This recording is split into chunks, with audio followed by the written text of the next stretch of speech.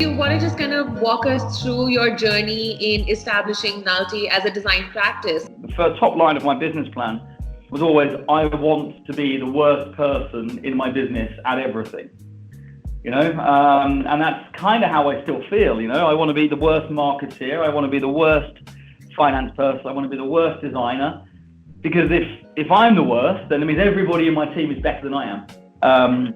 And the plus, actually, although it's a silent plus, the plus is actually a more. It's not a plus. So it's the whole of our strapline is about more than meets the eye, and it works on many levels because it's at its basic level, it's about more than Paul, and it's about this amazing team that there's a wonderful saying, standing on the shoulders of giants, and that's kind of what I do, really.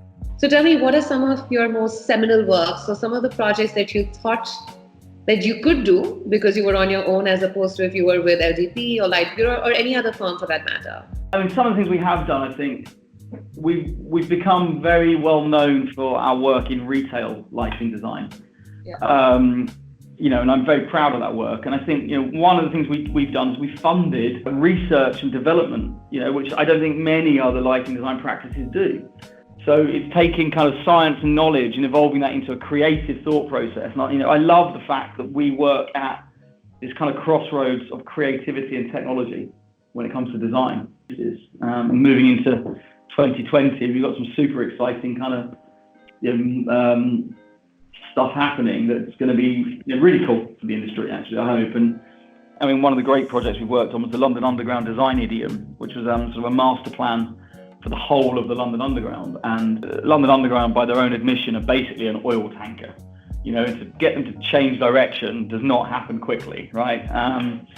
And for us to work with them, and they were very set in their ways, this kind of old school institution that's always done it this way, so we should always do it that way, And we had lots of discussions and debate, and eventually, through the use of mock-ups and presentations, we actually got them to completely change the way that they think about using light in a metro station. Moving forward, we're going to see, the use of light in the London Underground metro or Underground network becoming more prominent, and I think that is amazing. Their original guidelines, what we started with, they wanted something like 80% uniformity of light across the floor, basically. It's a very uniform space.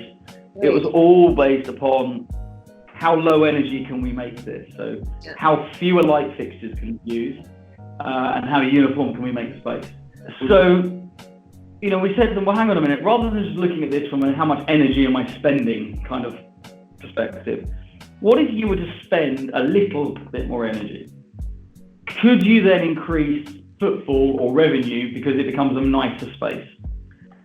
And we started to explore that concept. So how do we make that? So can we introduce contrast? So if we introduce contrast, can we use contrast to aid orientation and navigation around the space, for example?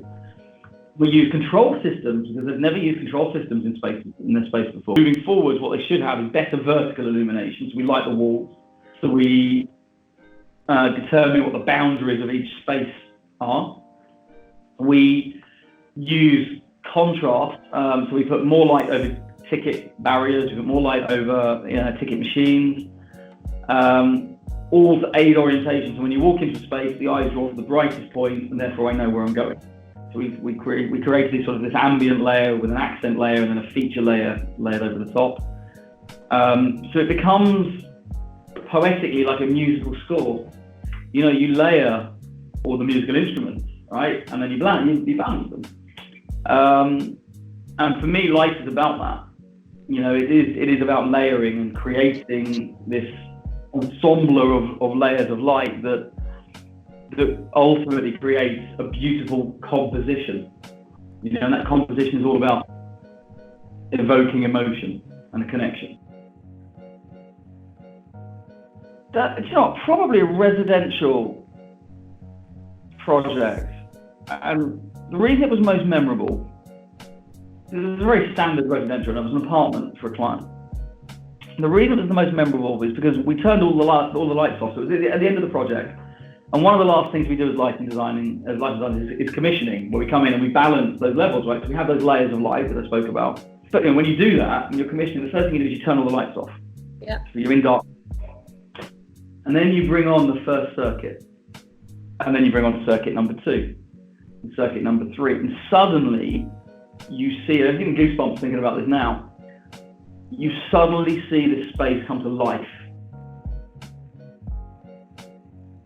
I am never satisfied with any project. And that's the truth. Every project I would change something. I'm my own worst critic, but I think that's what drives me. I think everything can be improved upon. Nothing is ever perfect. So on every project, there are little tweaks and little finesses that I would certainly change. I actually genuinely believe that good design should not be exclusive. I think it should be inclusive. Good, everybody should have access to good design, and I think it should not necessarily be expensive either. I think good design can be done on a tight budget. It needs to be very well considered, because I think design needs to be balanced. Good design practices need to be balanced with good commercial awareness. Everything from selling the concept, you're selling it to the people around the table, to designing it, to running it. Everything we do is about people and relationships. And as designers, we often forget that. Our fundamental goal is that we want to create a bit of a movement, really. So we're more than just a lighting design practice, that we want to contribute to the design industry as a whole, and we want to contribute to the conversation that the design industry has, and we want to be a practice that is go-to for knowledge and learning. How would you like to stir up the coming year? I would like our industry to be on a level with architects. We are trying to stir up the industry. We are doing a lot more marketing and PR, and there's some amazing projects that we have on the go at the moment. So for me, it's about professionalizing all that we do as designers.